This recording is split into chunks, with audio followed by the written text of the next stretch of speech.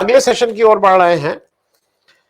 Telangana election, Telangana election की बात इसलिए कर रहे हैं कि भाजपा के लिए दक्षिण का आखिरी दरवाजा भी एक तरह से बंद हो गया है, क्योंकि भाजपा को ये लग रहा था कि अगर वो नॉर्थ इंडिया से या काउ बेल्ट से, जिसको बोलते हैं जो हिंदी बेल्ट है, उससे अगर इस बार कुछ सीटें लूज करेगी, क्योंकि वो मैक्सिमम पे है, 26 में 26, 25 में, मतलब गुजरात में 26 में 26, राजस्थान में 25 में 24, मध्य प्रदेश में 29 में 28, कुछ उत्तराखंड में 5 में 5, हरियाणा में 10 में 10, दिल्ली में 7 में 7, इस तरह का अगर परफॉर्मेंस है तो अगर कुछ कम होता है तो उसको वो कहीं ना कहीं साउथ से कवर करने की कोशिश करेंगे। तो केरला उनकी रीच से बाहर हो गया है, कर्नाटका वो हार चुके हैं, तमिलनाडु में वो सनातन की बात कुछ अजीब से करके, जो उनका सबसे इतना पुराना साथी AIADMK था, वो भी उनका साथ छोड़ के भाग गया। अब उनके पास दो राज्य बच रहे हैं, एक आंध्र प्रदेश और एक तेलंगाना। आंध्र प्रदेश में उनको 1% से कम वोट मिले थे, कांग्रेस को भी 1% से कम वोट मिले थे, और तेलंगाना की तरफ उनकी बहुत उम्मीद थी कि तेलंगाना में वो कुछ ना कुछ करेंगे और उनका कुछ ना कुछ फायदा होगा। तेलंगाना में इस समय BRS साहब की सरकार है।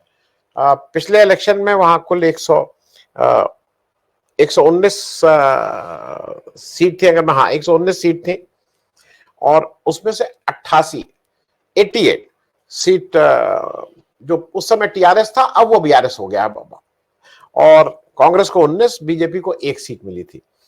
मेरे साथ तेलंगाना से कुछ गेस्ट हैं, और उसमें से कुछ लोग अगर हिंदी में एक्सप्रेस नहीं कर पाएंगे तो वो अपनी बात शायद अंग्रेजी में कहेंगे, तो मतलब हमें उतना समझना होगा, या वो अपनी बात तेलुगु में कह सकते हैं, अगर कोई दर्शक चाहेंगे तो वो अपनी बात तेलुगु में भी कह सकते हैं।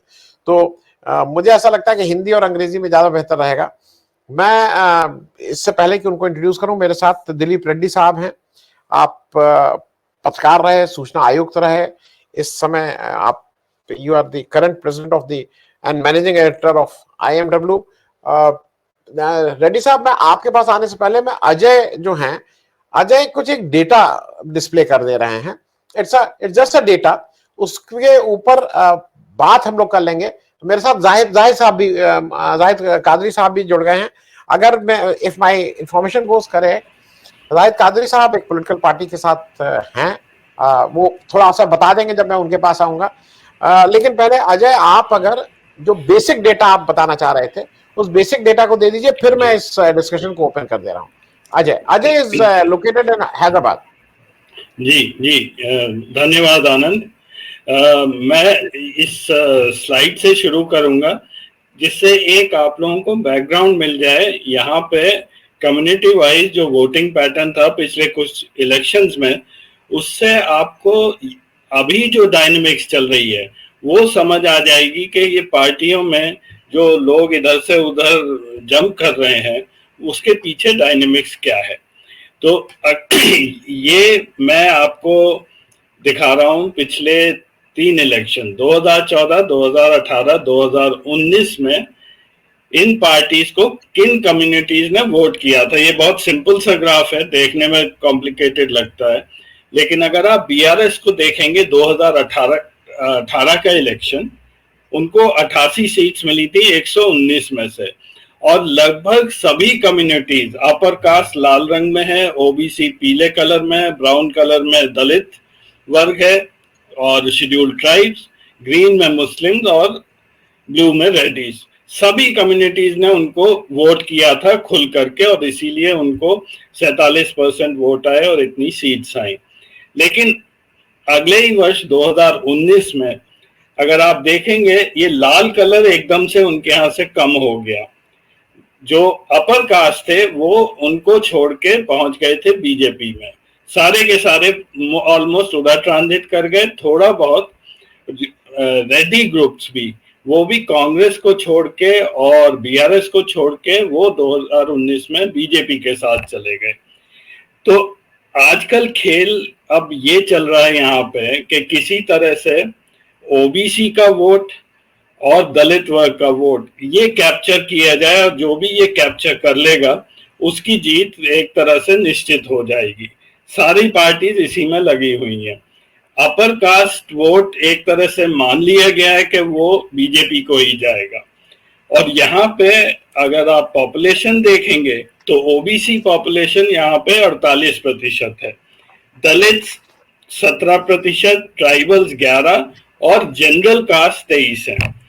और रिलीजन वाइज अगर आप देखें तो ओवरऑल स्टेट में 85% हिंदू हैं, 13% मुस्लिम्स हैं। लेकिन मुस्लिम कंसंट्रेशन केवल अर्बन एरियाज में, रूरल में मुस्लिम अफेक्ट इतना नहीं पड़ता है, खास करके हैदराबाद और हैदराबाद की सराउंडिंग में।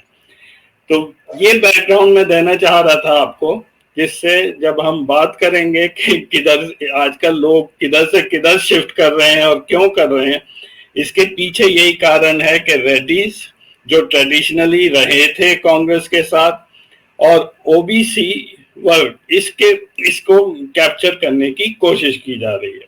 Anand ji, thank you Ajay. दिलीप रेड्डी साहब मैं अब आपसे पहला वो, अगर आपको कहीं लगे तो आप अंग्रेजी में भी बोल सकते हैं, हिंदी में जितना बोल लेंगे उतना, क्योंकि प्रश्न मेरे ज्यादातर जो दर्शक हैं वो हिंदी ज्यादा समझते हैं, अंग्रेजी भी अगर आप बोल लेंगे। मेरी पहली जो चीज है कि वहां पे केसीआर साहब ने अपना एक कंस्टिट्यूंसी बना ली है और वो सबसे टॉलेस्ट लीडर ऑफ बाहर से हम लोगों को तेलंगाना के लगते हैं। लेकिन आज कुछ ऐसा हुआ है कि वो बीजेपी के साथ खड़े हुए नजर आ रहे हैं। इसलिए नजर आ रहे हैं क्योंकि जिस तरह से उनकी लड़की को, जो दिल्ली में शराब घोटाले की बात हो रही है, जांच चल रही है, उनकी लड़की का नाम भी आया था, लेकिन उसके बाद एकदम से वो ईडी के नोटिस जाना और उनको बुलाया जा रहा था, वो सब बंद हो गया है। और ऐसा एक जनरल परसेप्शन है कि वो अब उन्होंने एक संधि कर ली है बीजेपी के साथ। मेरा यह है कि अगर जो भी इस समय हो रहा है चुनाव की राजनीति में, जब वोट पड़ेंगे तो इससे आपको क्या लगता है कि केसीआर साहब की पार्टी को, बीआरएस को नुकसान होगा कि उसका फायदा हो सकता है कि इससे कोई फर्क नहीं पड़ेगा? रेड्डी साहब, और थोड़ा मुझे तेलंगाना का एक बैकग्राउंड भी दे दीजिए कि कैसे सोचते हैं, कैसे वोट देते हैं। और अजय ने एक जो बात कही है कि ओबीसी वोट इंपॉर्टेंट है इस समय। अनम्यूट कर लीजिएगा रेड्डी साहब, अनम्यूट कर लीजिएगा प्लीज। हाँ, हो गया। It's yes, so it is audible now. Yes, of course. Right, sir.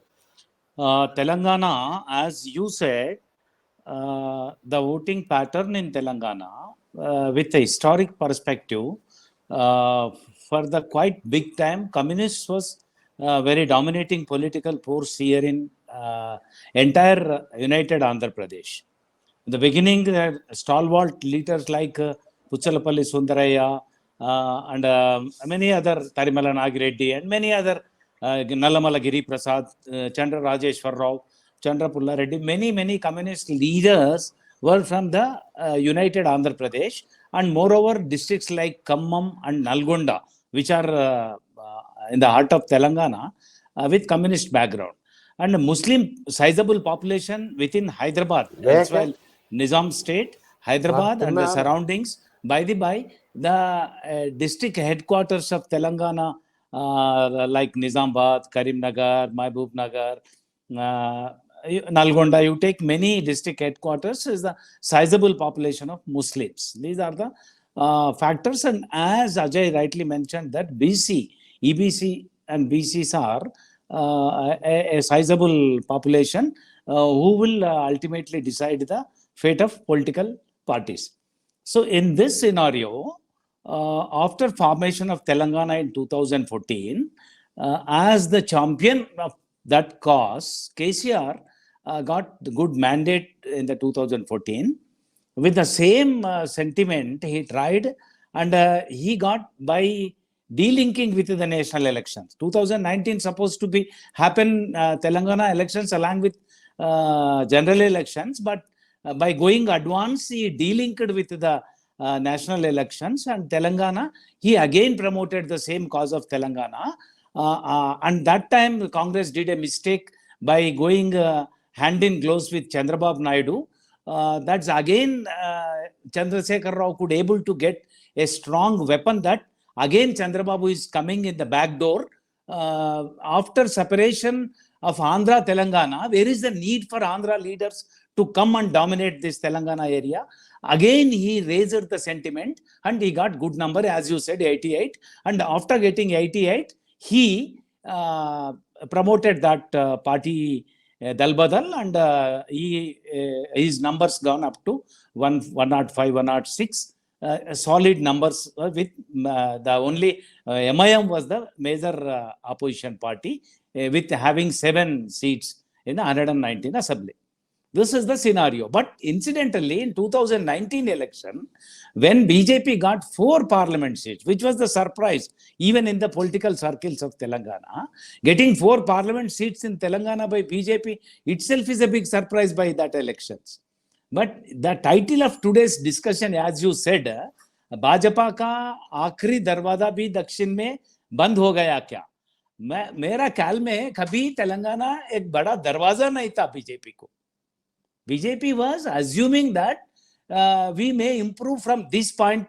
Getting 4 out of 17 parliament seats is not joke. And moreover, they closely lost 2 parliament seats. Losing 2 parliament seats with close margin and getting 4 parliament seats is the significant achievement for Bharatiya Janata Party. But unfortunately for them, in that 4 parliament seats of Adilabad, Nizamabad, Karimnagar and Secunderabad, where Kishan Reddy is representing, from those 7 into 4, in 28 assembly segments, today they are not in solidly, they can confidently, they can tell that these 4, 5, 6 seats we are going to win out of 28. That is the situation today. Why this is? Because BJP is not is establishing any trust amongst the people that whether it is really wants to improve in Telangana or to prevent Congress party, are they peddling indirectly the KCR, as you just now made a proposition. That doubt in the minds of the people still, and after Karnataka result, slowly BJP losing ground here. They are not as before Karnataka elections, BJP was there in Telangana. And moreover, the BJP's big mistake in this state is that they never tried to develop organizationally by going nook and corners of the state. They are only depending on the inviting big leaders from Government of India and Delhi national level leaders and organizing big meetings here and living in the media. That's why they are not creating any confidence among the people that they are the real challengers to BRS. That is the position of BJP. But after Karnataka elections, if we see with any parameters, Congress is improving, BRS is slowly losing the ground. That is a scenario visible.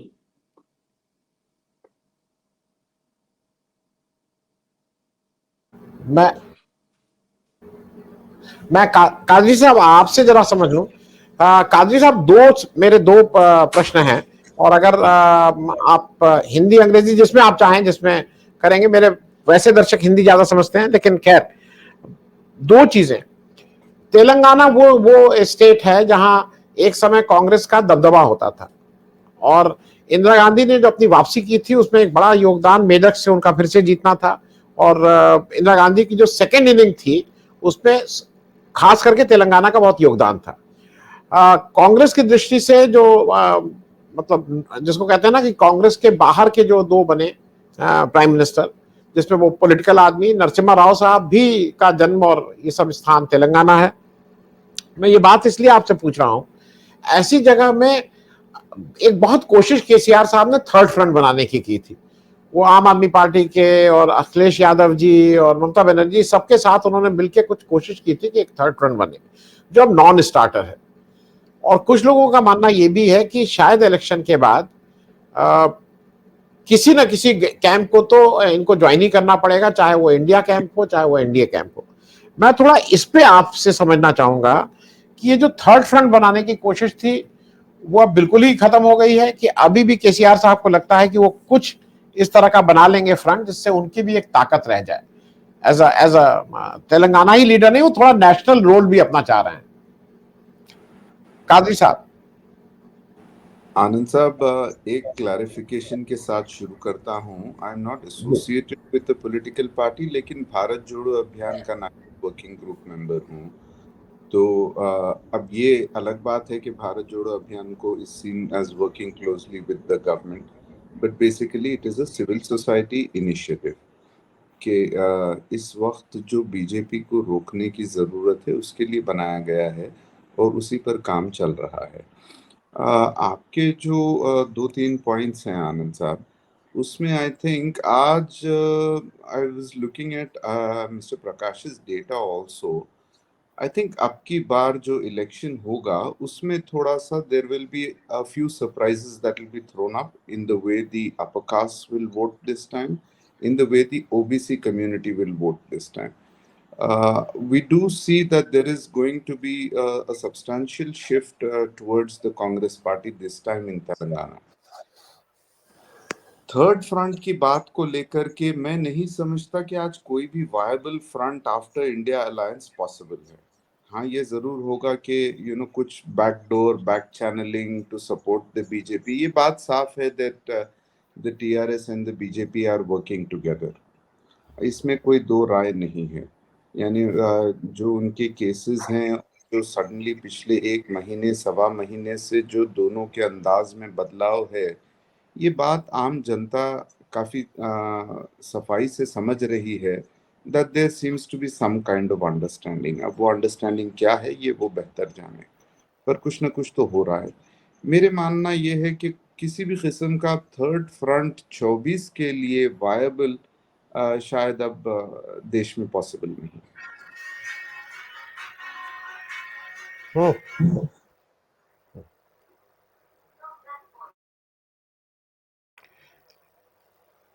Unmute, आप unmute कर लीजिएगा sir. तो थोड़ा सा हम assembly elections पे अगर नजर डालें तो like mister Reddy was saying, I think the BJP यहाँ पे सिंगल डिजिट में लिमिट हो जाएगी। जो उनका इन्फ्लुएंस का क्षेत्र है, जो थोड़ा बहुत उन्होंने ऑन द ग्राउंड काम किया है, that is in north Telangana.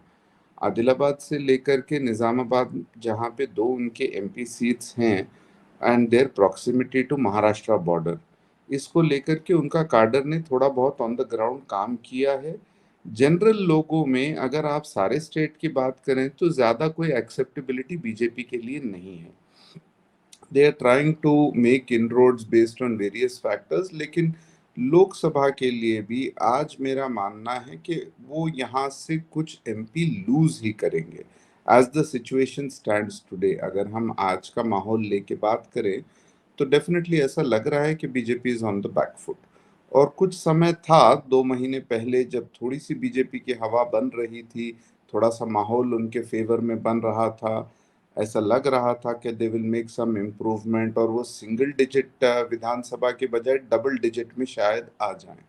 लेकिन अब ये नहीं है। There is a clear regression. लोगों को समझ आ रहा है कि बीजेपी यहाँ पे पिगीबैक करके आने की कोशिश कर रही है। तो I don't think they are a serious factor today in Telangana. लेकिन having said that, I think the main fight is between the Congress and the TRS। दोनों के बीच में ही मेन फाइट रहेगी। लेकिन इसका मतलब ये नहीं है that BJP should be ignored as a factor. Definitely they are a factor और दोनों पार्टियों को उस पर कड़ी नजर रखने की जरूरत है। That's from my and. मैं अजय जरा आपसे 1-2 चीजें पूछ लूं। जैसे ये रेड्डी साहब ने सही कहा कि भाई तेलंगाना को दरवाजा न करिए, 4 सीट आ गई थी, अलग बात है। तो दरवाजा जो था वो शायद कर्नाटक हो सकता था, लेकिन खिड़की तो जरूरी तेलंगाना को बनाने की कोशिश। They were trying to make a window out of this. मैं थोड़ा अजय एक और चीज पूछना चाह रहा हूं, क्योंकि ये चीजें हम बाहर से बैठ के आपसे पूछ रहे हैं। एक घोटाला होता है दिल्ली में शराब वाला, उसमें 2 प्रमुख लोग, एक प्रमुख KCR की बेटी का उसमें नाम आता है, कविता जी का, और दूसरा नाम जो हमारे जगन रेड्डी साहब है उनके बहुत खास जो एक MP साहब है उनका नाम आता है। और उन खास MP के लड़के अरेस्ट भी होते हैं, फिर वो दिनेश अरोड़ा भी अरेस्ट होते हैं, फिर उन लोग को छोड़ा जाता है। और ऐसा कहा जाता है कि वो एक टर्निंग पॉइंट था जहां पे डील ये होती है कि चंद्रबाबू नायडू को जेल में डालो, तो चंद्रबाबू नायडू को लास्ट के उसमें जेल में डाला जाता है। अभी भी वो जेल में है, मतलब उनके बारे में संजय सिंह और इनकी इतना हल्ला मच रहा है। Chandrababu Naidu with all the उसको, मतलब मैं बाहर से कह रहा हूं आप उनको, विथ ऑल दी वो one who made that Cyberabad, जिसने एक नया जरूर एक नए एंगल से देखा था और उसने बाहर बहुत काम किया था। That respect was there. Vote शायद ना मिले हो। अब चंद्रबाबू नायडू के अगेंस्ट जगन रेड्डी साहब, ही टेक्स हिज पाउंड ऑफ वो उधर वो हमारे केसीआर साहब कहते हैं। तो एक क्या एक नेक्स्ट एक वो भी बन रहा है ना कि जगन रेड्डी, केसीआर और बीजेपी ये मिलके कुछ अपना ऐसा करेंगे कि कांग्रेस को रोकने की कोशिश या इंडिया को रोकने की कोशिश, और जिस तरह का जगन रेड्डी साहब ने क्लीन स्वीप किया था उसी तरह का फिर रिपीटेशन हो। कुछ इस तरह की संभावना आप देख रहे हैं? और आपके पास कोई और अगर डेटा हो, क्योंकि डेटा तो आप ही के पास सबसे ज्यादा है, अगर कोई डेटा हो तो वो भी शेयर करें। जी आनंद, ये सारा खेल जो है बीजेपी का सिर्फ पावर में आने का है। यहाँ पे वो खुद तो आ नहीं सकते हैं, जैसे आपने बोला दरवाजे बंद हैं, और उनको भी ये ट्रेंड्स मालूम पड़ रहे हैं। ये नहीं है कि वो ये डेटा नहीं देख रहे हैं, हमसे ज्यादा शायद उन्हें पता है कि क्या होने वाला है। उनके पास लीडरशिप है नहीं। यहाँ पे तेलंगाना में कोई वर्थवाइल लीडर नहीं है। जैसा दिलीप रेड्डी ने कहा, वो दिल्ली से आते हैं, मोदी जी कुछ भी बोल के चले जाते हैं और मोदी जी के भी बात का कोई असर पड़ नहीं रहा है। No one is actually bothered. तो अब इन दोनों स्टेज में BJP wants a favourable government, और जगनमोहन रेड्डी और केसीआर दोनों को आप कैसे प्रेशराइज कर सकते हैं, वो अच्छी तरह जानते हैं। तो वो उन्होंने एक कैच पकड़ लिया है, ये शराब घोटाले का एक तरह से चाबी है। एंड एक चीज में जो हम लोग मिस कर रहे हैं और इस डिस्कशन में, कि यहाँ पे हंग असेंबली आने की बहुत बड़ी उम्मीद है, जैसा कि ट्रेंड चल रहा है। अब अगर आप पिछले ओपिनियन पोल्स देखेंगे तो ये 40-45 कांग्रेस और 50 से 55 बीआरएस। तो अगर हंग असेंबली आई तो बीजेपी की चाहे वो 5 सीट हो, 7 सीट हो, और एआईएमआईएम की अगर 5 या 7 हो, ये माने रखेंगी। एंड इन मोस्ट लाइकली उस समय केसीआर को फोर्स कर दिया जाएगा या वो खुद चले जाएंगे। बीजेपी या एआईएम से मिलकर उनको 70 के करीब सीट्स मिलेंगी और वो सरकार चलेगी।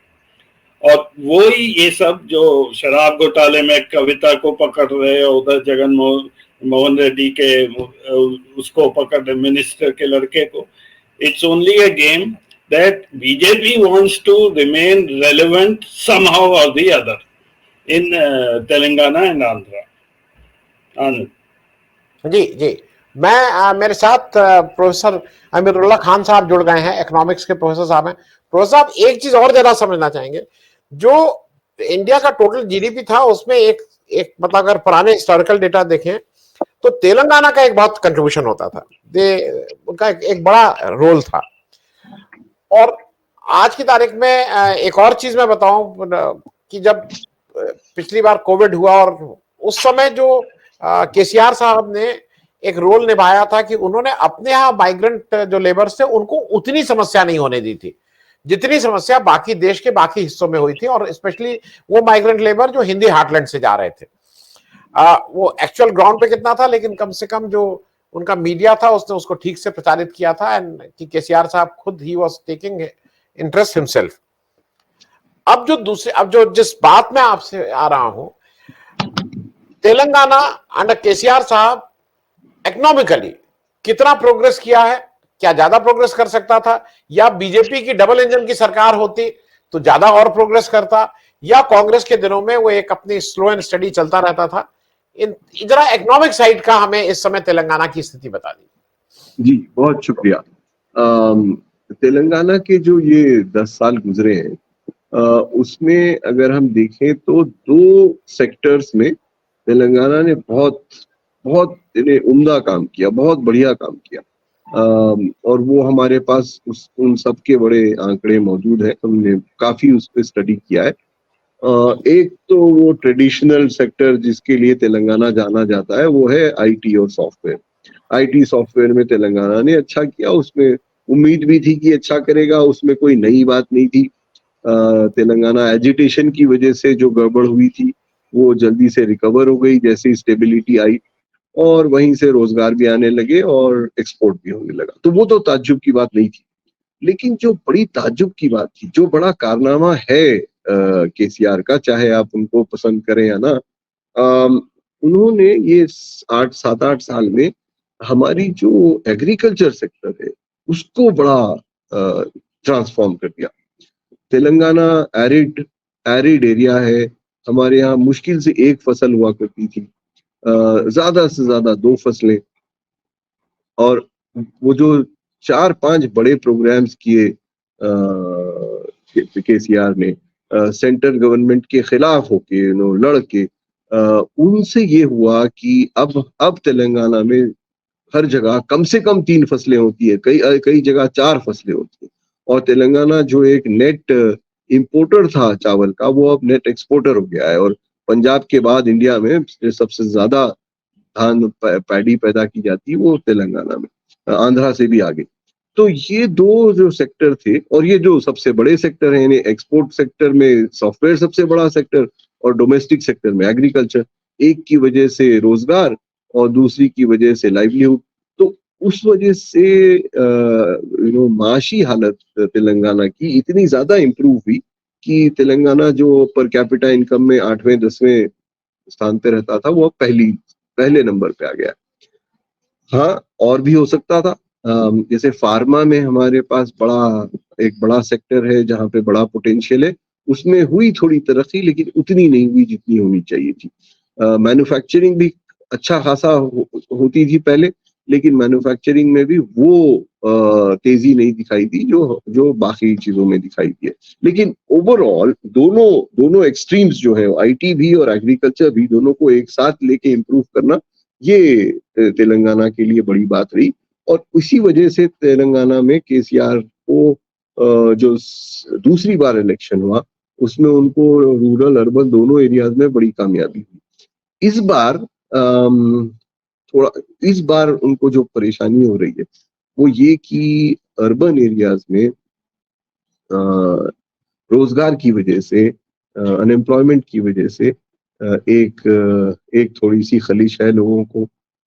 थोड़ी सी खलिश इस बात की भी कि 10 साल हो गए हैं एक ही सरकार को देखते हुए, तो थोड़ी सी एंटी इनकम्बेंसी भी है। तीसरी जो पॉपुलिज्म का जो दौर था, उस पे अर्बन इंडिया थोड़ा सा खफा है, रूरल इंडिया चाह रहा है कि वो, तो रूरल इंडिया में उनकी पकड़ अभी भी मजबूत है, अर्बन में थोड़ी लड़खड़ा रही है। लेकिन ओवरऑल मैं ये कह सकता हूँ कि तेलंगाना को दोनों फायदे हुए, एक छोटे स्टेट होने का फायदा हुआ और दूसरा एक नई सरकार जिसने उतना ही जोर आईटी पे दिया जितना एग्रीकल्चर। शुक्रिया। जी जी, मैं रेड्डी साहब एक चीज जरा मुझे और समझाइए।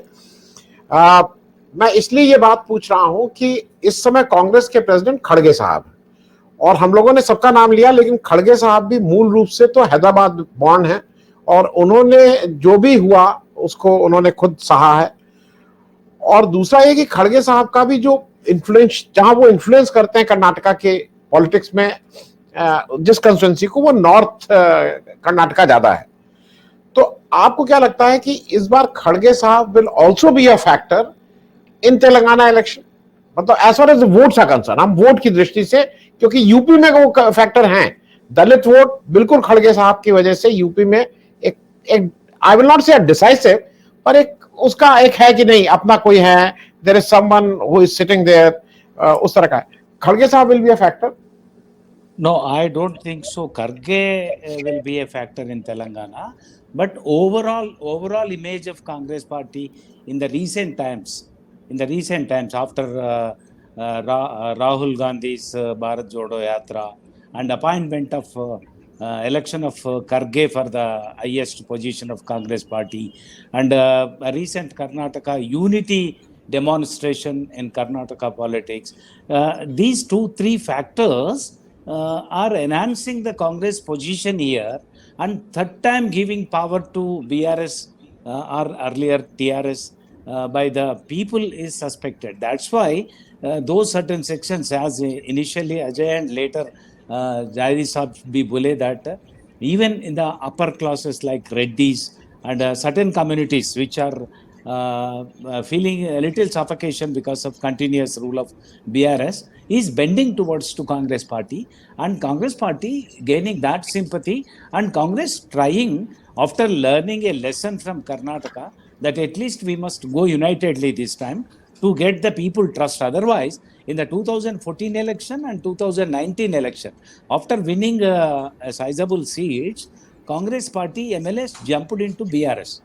Anti-defection law was ineffective because of speaker has to decide the fate of the people who jumped into the political party.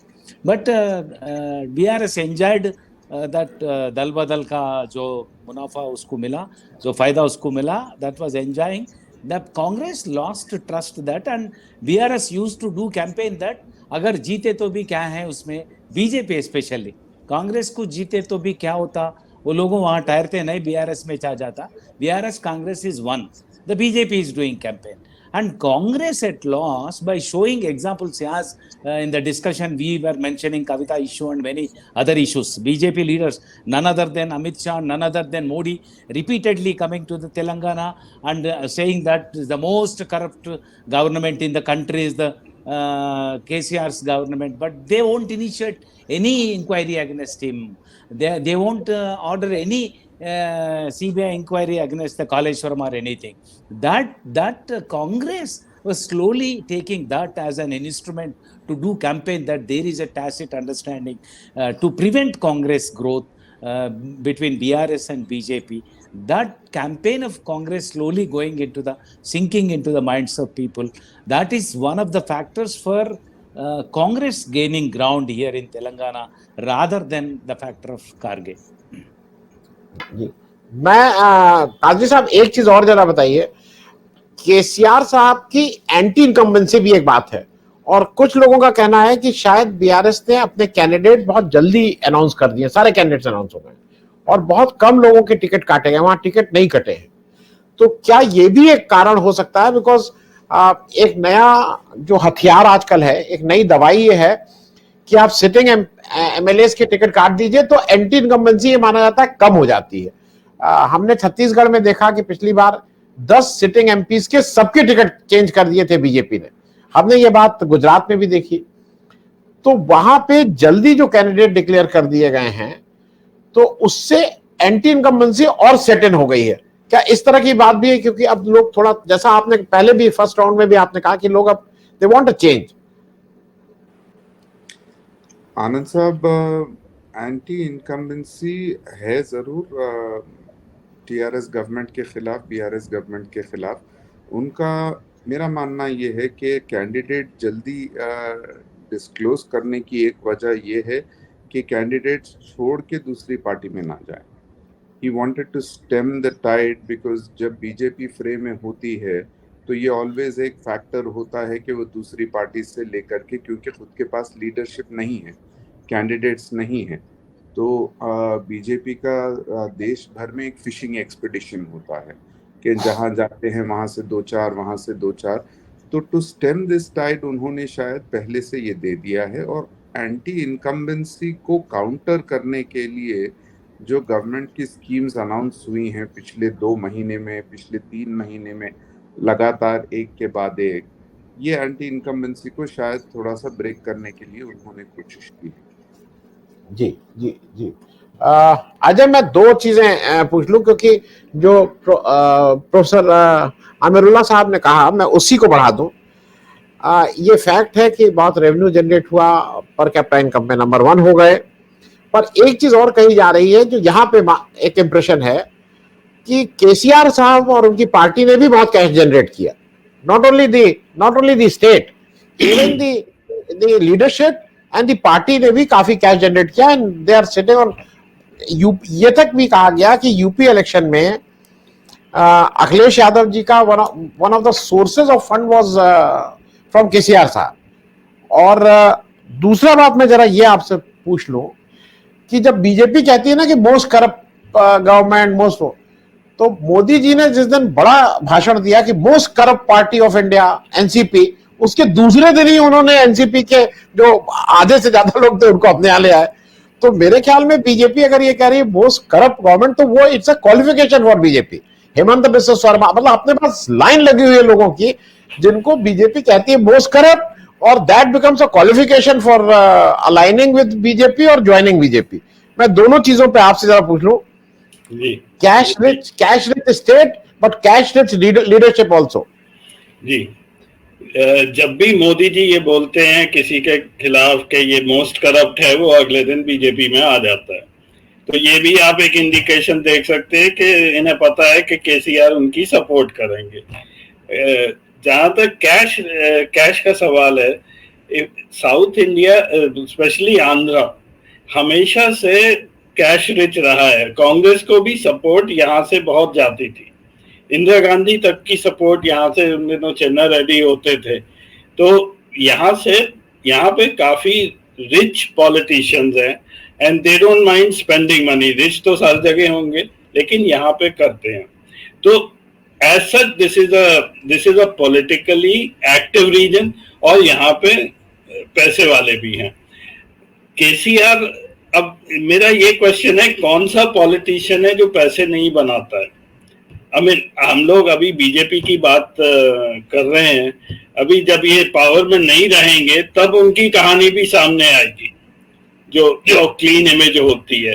हर कोई, मेरा मानना है इसमें, मैं थोड़ा सा सेल्फिश हूँ, क्योंकि हैदराबाद का जो नक्शा बदला है और जो कन्वीनियंस है और जो यहाँ सहूलियत है और जो ईज ऑफ लिविंग है, वो as a resident of Hyderabad मेरे को पता है कितना इजी हो गया है लास्ट 10 साल में।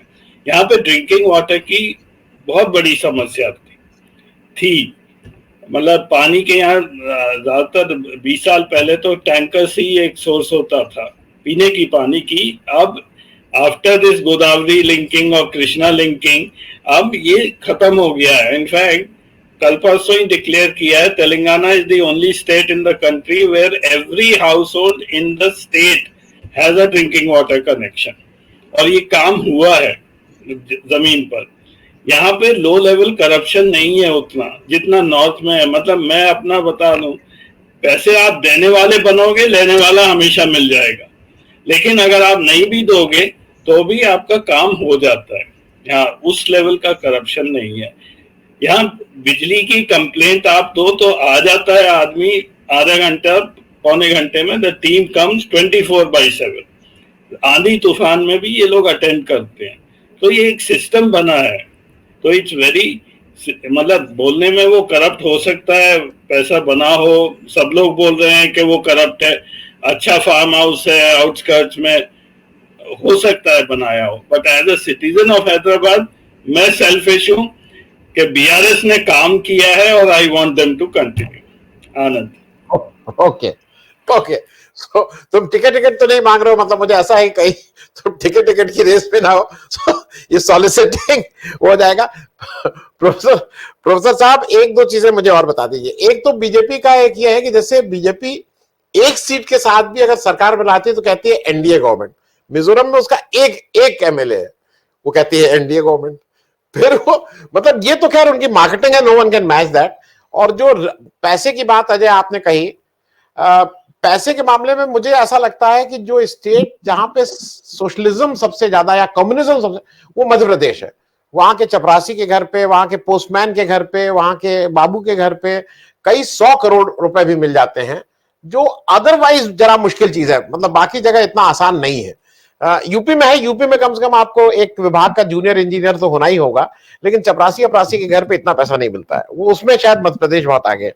मुझे प्रोफेसर साहब ये बताइए कि एआईएमआईएम जो प्राइमरली हैदराबाद बेस्ड पार्टी है, पिछले 50-60 साल से वो एक कंस्टिट्यूएंसी को रिप्रेजेंट कर रही है। वहां के लोग जैसे अजय से, जब मैं अलग से, Ajay is my class fellow, ये मैं थोड़ा डिस्क्लेमर कर दूं तो he stays in Hyderabad, but he has high regard for those people, and ये कहते हैं वो अस्पताल अच्छा है, उनकी एजुकेशन अच्छी है, अब वो बाकी क्या पॉलिटिक्स करते हैं इनका उससे कोई मतलब नहीं है. As a resident he feels he is comfortable. उनकी वो 8 सीटों पे लड़ते हैं, 7 सीट वो जीत के आते हैं एमएलए की.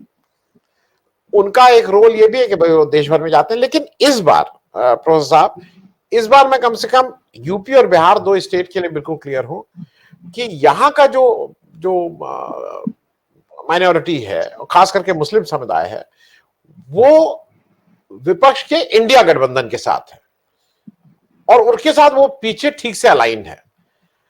आपको क्या लगता है कि एआईएमआईएम साहब, क्योंकि उनका भी कहना था, ये सब लोग चाहते थे कि इंडिया गठबंधन में आए, देर सवेर आपको लगता है कि ये इस गठबंधन का हिस्सा होंगे या मतलब वो क्यों नहीं लिए जा रहे हैं? जेडीएस ने तो कहा ही, उन्होंने कहा भाई हम तो बार बार चाहते थे इंडिया गठबंधन का हिस्सा होना, बट उन्होंने हमें लिया ही नहीं, तो हम क्या करें? वहां उनकी अपनी समस्या हो रही है एनडीए में जाने से. थोड़ा मैं इनका रोल, आपको क्या लगता है कि एआईएमआईएम का रोल अब 2024 के इलेक्शन में क्या होगा? ये अगर आप मुझसे पूछ रहे हैं तो मैं इसका बड़ा एक्सपर्ट हूं नहीं, क्योंकि मैंने ज्यादा मैं रहा दिल्ली 25-26 साल, अभी हैदराबाद आया हूँ. तो ये हैदराबाद की जो बड़ी मखसूस किस्म की सियासत है, उससे उतना ज्यादा वाकिफ नहीं हूँ. लेकिन अजय जो कह रहे हैं वो बड़ा वाजे है कि हैदराबाद शहर में जो 7 कॉन्स्टिट्यूएंसीज हैं, वहाँ पे हमारी ये जो मजलिस इत्तेहादुल मुस्लिमीन पार्टी है, उसका उसका होल्ड बड़ा जबरदस्त है. और वहाँ पे कई वजूहात है जिसकी वजह से वहाँ पे वोट मिलते जाते हैं. एक तो अक्सरियत है मुसलमानों की वहाँ पे, दैट इज अनडिनाएबल. लेकिन उसके अलावा ये है कि वो ऐसे इलाके हैं जो हम जब पल रहे थे, बड़े हो रहे थे हैदराबाद में, तो वो बड़े बड़े वल्नरेबल इलाके थे. वहाँ पे मुझे याद है हम स्कूल जाया करते थे तो हर 3 महीने 4 महीने में कर्फ्यू लगा रहता था, रायट होते थे. जब से मजलिस की हुकूमत आई वहाँ पे, तब से वो राइट्स खत्म हो गए. ये भी हुआ कि चंद्रबाबू नायडू और एनटी रामा राव ने भी उस पे बड़ा उनका भी बड़ा उसमें वो रहा रोल. तो वहाँ पे एक सिक्योरिटी है. तो उस वजह से तब से देखा जा रहा है कि 20-25 साल से तकरीबन मोनोपोली है. जहाँ तक इकोनॉमिक सिचुएशन का सवाल है, वो ये है कि हैदराबाद में और आपने अच्छा किया यूपी और बिहार की बात की. देखिए, फर्क हैदराबाद और यूपी बिहार में मुसलमान जनसंख्या का ये है कि पर कैपिटा इनकम्स बहुत मुख्तलिफ है, एक्सेस टू एजुकेशन बहुत ज्यादा है, हेल्थ केयर की कोई तुलना ही नहीं की जाती बिहार से या तेलंगाना से. तो वो जो इनफरादी और वो जो बिल्कुल बेसिक सी जरूरियात है, वो बड़ी आसानी से मुकम्मल हो जाती हैं हैदराबाद में. So there is no larger issue that the Muslim population is worried about. वहाँ पे यूपी बिहार में एक तो कोई है ही नहीं, कोई चॉइस ही नहीं है. इतनी ज्यादा वल्नरेबिलिटी है because of this entire Hindutva brigade कि वहाँ पे शायद मुसलमान के पास कोई और चॉइस ही नहीं है बजाय इसके कि वो समाजवादी या कांग्रेस के पास जाए. पिछले इलेक्शन में 85% मुसलमानों ने समाजवादी को वोट दिया.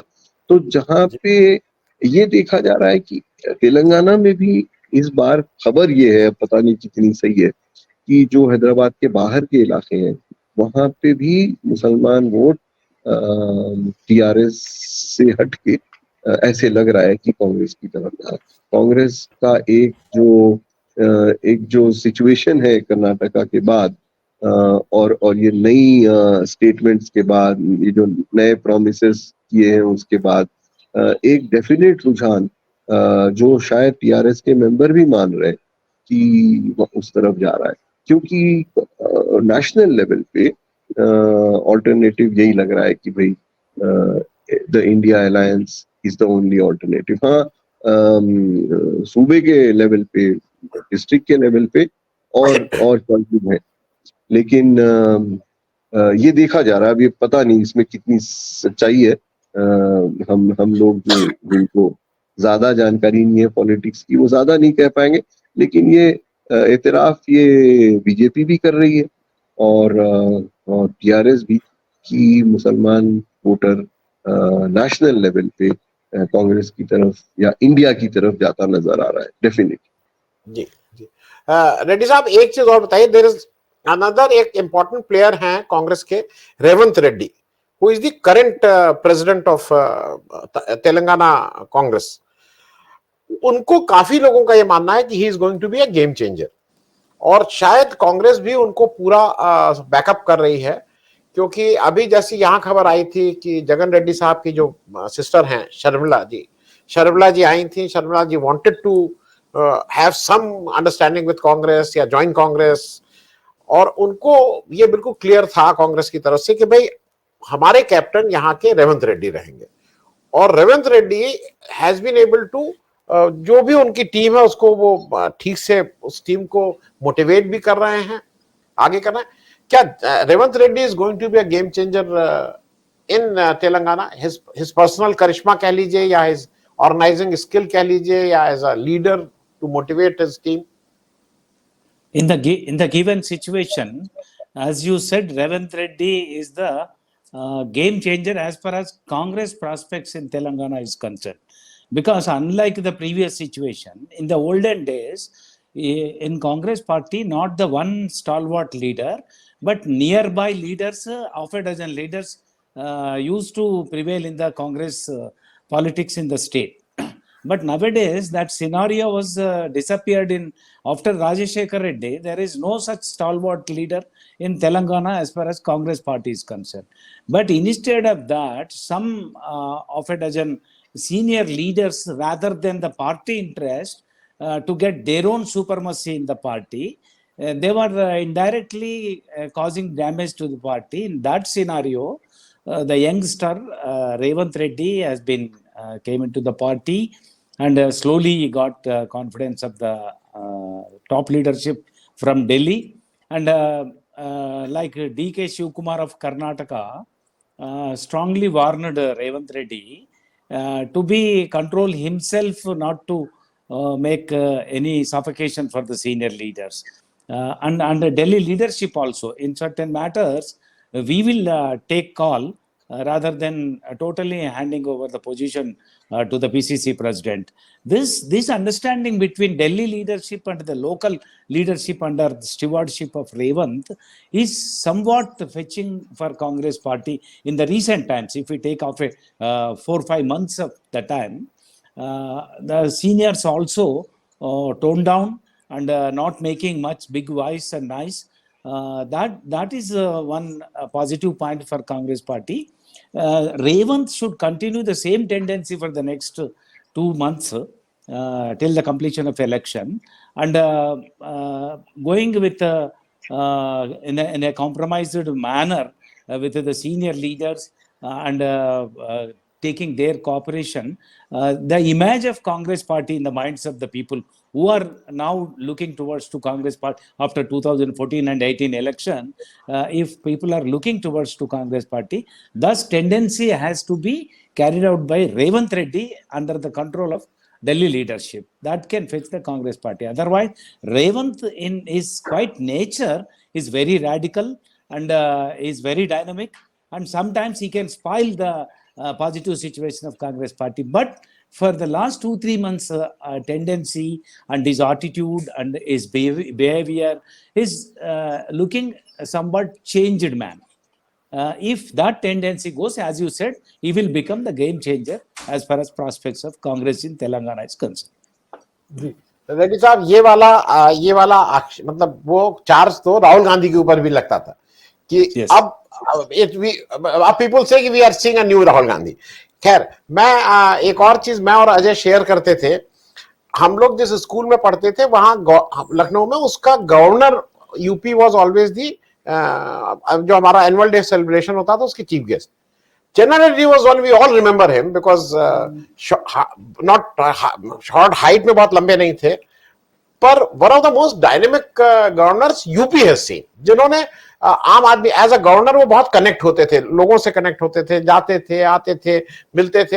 ही had a very different role and people, पुराने लोग आज भी चन्ना रेड्डी को याद करते हैं for his role of he was proactive in कहीं यूपी को एक दिशा देने में.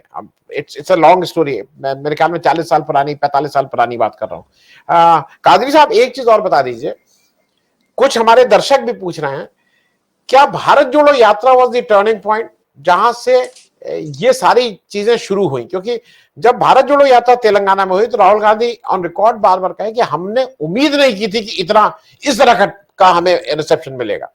तो क्या वो लोगों के मन में था, they were looking for a alternative, they were looking for a leader जो उनसे कनेक्ट हो, और वहां से टर्निंग पॉइंट शुरू हुआ जहां से कांग्रेस का एक एज अ वायबल ऑल्टरनेटिव, और जो समवन हु, अब तो लोग ये भी कह रहे हैं कि भाई वो नेक टू नेक है. कादरी साहब.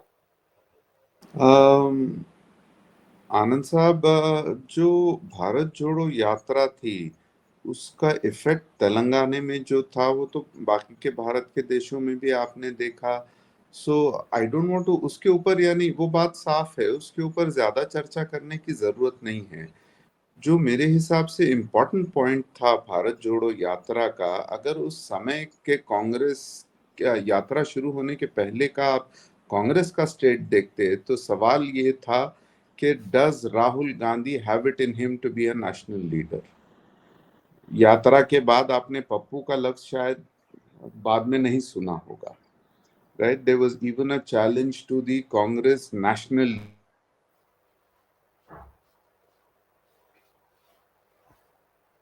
क्या वो उनका क्या ऑफ द कांग्रेस.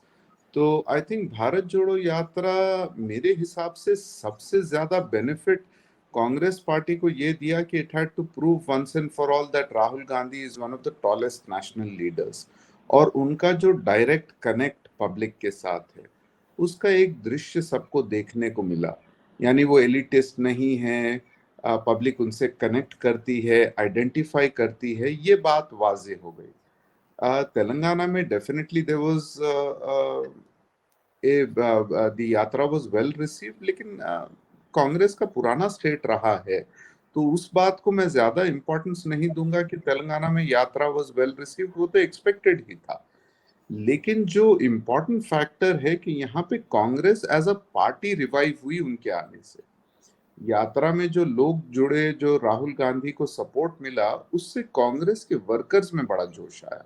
तो ये डेफिनेटली उनके लिए एक बड़ा फैक्टर रहा. नहीं, क्योंकि होता क्या है कादरी साहब, आपका सब कुछ तो ठीक रहता है, लेकिन एक मैटर ऑफ कॉन्फिडेंस रहता है ना कि कर पाएंगे कि नहीं कर पाएंगे. Now from sitting here in north we can see कि दैट व्हाट जो भी हम पढ़ रहे हैं, सुन रहे हैं, लोगों से बात कर रहे हैं कि अब उनको है कि नहीं हम कर सकते हैं, मतलब हम हमारी सरकार बन सकती है. लोग इस कॉन्फिडेंस तक आ गए हैं, तो ये एक बड़ी बात है. जी, तो इसका कंप्लीट श्रेय भारत जोड़ो यात्रा को नहीं जाता, लेकिन जो कांग्रेस पार्टी अपने आप को सुधारने की, बदलने की जो कोशिशें कर रही हैं, दिलीप साहब ने भी जो बातें रेवंत रेड्डी के ताल्लुक से कही, उनको लाया गया at a stage when Congress party was at a low point. तो थोड़ा सा वहां पे एक एनर्जेटिक इंसान का होना जरूरी था जो रिवाइटलाइज कर सके पार्टी को. एक यूथ फेस दिखाना जरूरी था.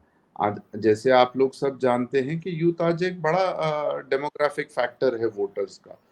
तो ये सब चीजें जो चेंजेस सिस्टमैटिकली कांग्रेस पार्टी अपने अंदर आहिस्ता आहिस्ता लेके आ रही है, probably too slow and needs to be faster and needs to be done better, लेकिन डेफिनेटली सुधार आ रहा है. और उस सुधार का शायद पहला स्टेप भारत जोड़ो यात्रा थी. लेकिन जी, सिर्फ यात्रा से नहीं होगा, जार सारे ऑर्गेनाइजेशनल सिस्टमैटिक चेंजेस मिल करके, I mean some of its parts की बात होती है. जी, जी. मैं अजय, चलते चलते एक इम्पोर्टेंट क्वेश्चन, क्योंकि ये बताइए, एनटीआर साहब को लोग भूल चुके हैं, क्योंकि एनटीआर एक समय में इस देश की पॉलिटिक्स को इफेक्ट कर रहे थे. 89 का जो पूरा जब वीपी सिंह आए तो उसके मेन आर्किटेक्ट कहीं एनटीआर थे. वो अलग बात है कि उस 89 इलेक्शन में खराब परफॉर्मेंस हो गया. वेयर एनटीआर स्टैंड्स टुडे, मैं ऐसे ही आपसे, क्योंकि तेलंगाना पे स्पेशल है, हमारे कुछ दर्शक जानना चाह रहे हैं कि एनटीआर की लीगेसी अब कहाँ है. एनटीआर की लीगेसी, पहली चीज तो यह है कि तेलंगाना जब स्प्लिट हो गया तो Telugu Desam became Andhra party, not a Telangana party. पहले इलेक्शन में उनको 10-12 सीट्स तो यहाँ पे मिली थी, लेकिन वो सारे टीडीपी के शायद एमएलए दे डिफेक्टेड, उनका 0 पर आ गया था। तो यहाँ की लोकल पॉलिटिक्स में कह रहे हैं कि इस बार टीडीपी शायद कुछ कर ले, but I personally I doubt it, क्योंकि उनका यहाँ पे जमीन पर फिलहाल कुछ नहीं है। चंद्रबाबू नायडू का पूरा एफर्ट आंध्रा में है, और एनटीआर की लेगेसी, दो he did lot of work for Hyderabad, वो जब स्टेट स्प्लिट हुआ तो वो लेगेसी भी शिफ्ट हो गई along with Telugu Desam party. तो अगर उनका इफेक्ट रहेगा भी तो it will be with Chandrababu Naidu, यहाँ पर नहीं रहेगा। और लास्ट में बस मैं एक कमेंट कर रहा हूँ जो ग्राउंड सिचुएशन पर, ये है कि एक तरह से यहाँ पर बीजेपी को बाहर रखने का डर है, जिससे लोग या तो कांग्रेस को वोट देंगे या बीआरएस को देंगे, कहीं इनको नहीं आना देना है। और ये बात बिल्कुल साफ है, ये असेंबली में भी होगा और आप इसका इफेक्ट उसमें भी 2024 लोकसभा में भी होगा कि इनको इस बार यहाँ नहीं आने देना है। Thank you. जी अब प्रोफेसर आमिर, बस लास्ट क्वेश्चन आपसे करके मैं खत्म करूंगा। एक इंडियन पॉलिटिक्स में और इंडियन बिजनेस में और हिंदुस्तान में एक बहुत बड़ा नाम है जो हर जगह कहीं ना कहीं बैकग्राउंड में रहता है, बट इट इज अफेक्टिंग, और वो नाम है अडानी जी। Adani ji, how important Adani ji is in Telangana? Because बाकी जगह एयरपोर्ट उनका जी Adani ji पे a very quick thing on Adani ji। आनंद साहब बहुत अच्छा सवाल किया, ये अडानी के सवाल पे हमने कुछ काम भी किया है। देखिए, आई थिंक इस मामले में बीजेपी एंड हमारे प्राइम मिनिस्टर दोनों बड़ी गलती कर रहे हैं, और उनको ये समझ में नहीं आ रहा है कि अडानी के मामले से बड़े सारे लोग बहुत नाराज, और जो उनके खुद के काडर में जो शक व शुबा पैदा हो गए हैं वो बड़े ठोस किस्म के हैं, और अडानी को इतनी अंधाधुंध बैक करके और and refusing to say anything about him either in parliament या सेबी को रोक के इन्वेस्टिगेशन डिले करके, ये प्रधानमंत्री ने बहुत बड़ी पॉलिटिकल गलती की है। और यहाँ पे चूंकि इंडस्ट्रियल माहौल बड़ा सरगर्म है, वो अडानी की वजह से जीवीके, जीएमआर जैसे बड़े नामों को नुकसान पहुंचा है और पहुंच सकता है। उस वजह से बहुत सारे लोगों को इस बात की फिक्र है कि ये क्रोनिज्म जो सेंटर में चल रहा है, जो मोदी जी के डायरेक्टली अंडर चल रहा है, ये ना मुल्क के हित में है, ना हमारे तेलंगाना के हित में। तो ये फैक्टर जरूर रहेगा, ये बड़ा अहम फैक्टर रहेगा। Thank you for asking. Thank you professor साहब। हम लोग अगले उसमें कभी ये भी सोच रहे हैं कि नेक्स्ट वीक या next to next week we are also talking of certain, जैसे एक सरदार, मैं खत्म कर रहा हूँ, सरदार सरोवर प्रोजेक्ट है। मैं अभी मेधा पटकर जी से मेरी कल बात हुई है, मैंने लंबा इंटरव्यू किया है जो आज रात में या कल सुबह करेंगे। Now she says it is a failed project. वो कह रहे हैं Sardar Sarovar project has become a tourism project. जो आप सरदार सरोवर प्रोजेक्ट में जो प्रॉमिस किया गया था कि मध्य प्रदेश को इतनी बिजली, महाराष्ट्र को इतनी बिजली, बिकॉज उनका भी क्षेत्र सबमर्ज हुआ था, वो नहीं दिया जा रहा है, कई साल से नहीं दिया जा रही, ना बिजली ना पैसा। खैर, we will come back on this. Thank you so much Reddy साहब, कादरी साहब, प्रोफेसर साहब and Ajay, thank you so much for joining.